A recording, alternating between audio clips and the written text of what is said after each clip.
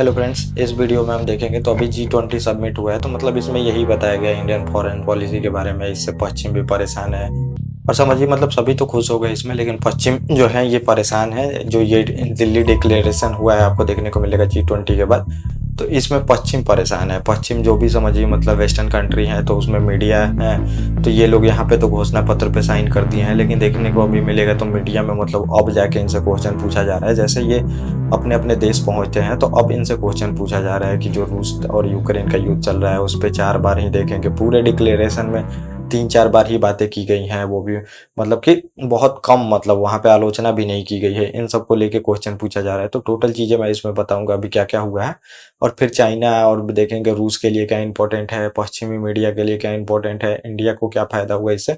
Total चीज़ें आपको पता चलेंगी अभी। तो इसमें यही हुआ है, मतलब देखने को मिलेगा अभी G20 सबमिट होता है तो यहाँ पे अब मतलब ये सोचा जा रहा था कि ये डिक्लेरेशन मतलब कोई भी घोषणा पत्र जिसमें सभी जितने भी कंट्री होते हैं उनको राजी होना पड़ता है, तब जाके घोषणा पत्र तैयार होता है। चलो हम आने वाले दिनों में ये चीज़ों पे काम करेंगे और इसको मतलब हमें मतलब ये चीज़ें नहीं होनी चाहिए, इसके लिए ये लोग विरोध प्रकट करते हैं और इसके लिए फिर काम किया जाता है।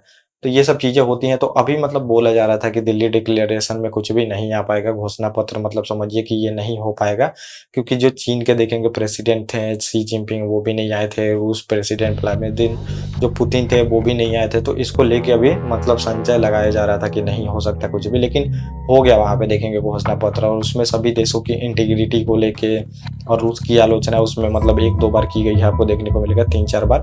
जो कि पिछली बार बाली में हुआ था तो उसमें देखेंगे कि बहुत बस समझिए पूरी तरह से रूस की आलोचना पे ही वो केंद्रित था। तो इसको लेके मतलब अब बोला जा रहा था कि रूस की आलोचना फिर भारत जैसे मुद्दे पे मतलब समझिए कि पहले से अड़ा हुआ था, वैसे कि अड़ा का अड़ा रहता है और पश्चिम को बात माननी ही पड़ती है कि मतलब हम नहीं करेंगे यहाँ पे।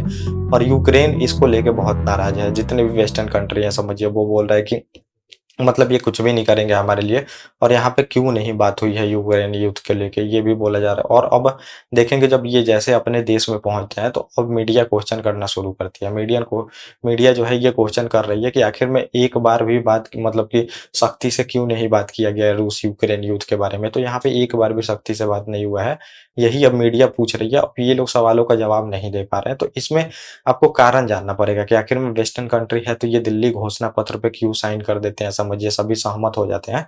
तो अभी आपको देखने को मिलेगा मतलब कुछ ही दिन पहले दक्षिण अफ्रीका में ही ब्रिक्स सम्मेलन हुआ था, जिसमें कि सभी ब्रिक्स देश के वहां पे प्रतिनिधि भाग लिए थे। तो उसमें देखेंगे रूस है, चीन है, फिर मतलब भारत भी है। तो ये लोग अब क्या चाहते हैं, रूस और चीन, तो ये G20 जो मतलब समझिए कि पूरी तरह से जो ग्रुप है उसका अल्टरनेट तैयार कर रहे हैं। ये ब्रिक्स को तैयार कर रहे हैं अल्टरनेट। तो इसीलिए देखेंगे G20 के लोगों ने सभी ने बात माना है, क्योंकि उनको पता है कि अगर हम घोषणा पत्र नहीं लाते हैं तो धीरे धीरे देखेंगे G20 ये फेल हो जाएगा, क्योंकि कभी भी घोषणा पत्र इसमें डिक्लेयर नहीं हो रहा है और ब्रिक्स यहाँ पे बढ़ते जा रहा है। और चीन और रूस का यही प्लान है कि ब्रिक्स को बढ़ा के समझिए इसको मतलब कंपेयर में लाना है ब्रिक्स के, क्योंकि ब्रिक्स मतलब ये G20 के, क्योंकि ब्रिक्स में आप मतलब G20 में आप देखेंगे तो पूरी तरह से डोमिनेंस है वेस्टर्न कंट्रियों का। इसी वजह से ये ब्रिक्स को तैयार कर रहे हैं।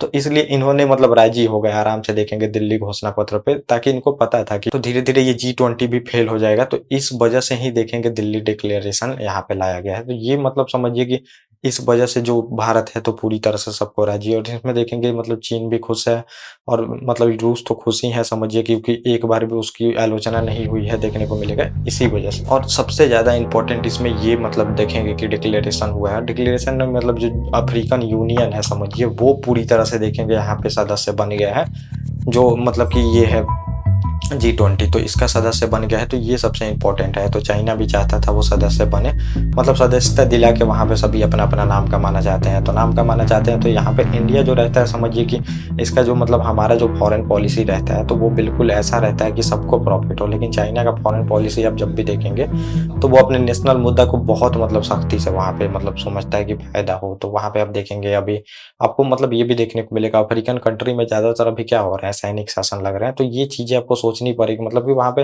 हो रहा है जो मतलब डेमोक्रेटिक गवर्नमेंट रह रही है उसको रूल ओवर अभी मतलब कि रूल से हटा दिया जा रहा है और फिर वहाँ पे देखेंगे सैनिक शासन ले ले रहे हैं। तो ये क्या क्यों हो रहा है समझिए, तो ये चाइना का ही प्रभाव है वहाँ पे। अब चाइना धीरे धीरे देखेंगे बहुत ज़्यादा इन्वेस्ट कर रखा है। बेल्ट एंड रोड इनिशिएटिव है उसमें बहुत ज़्यादा पैसा दे रखा है, इंफ्रास्ट्रक्चर में बहुत ज़्यादा पैसा अफ्रीका में लगा रहा है।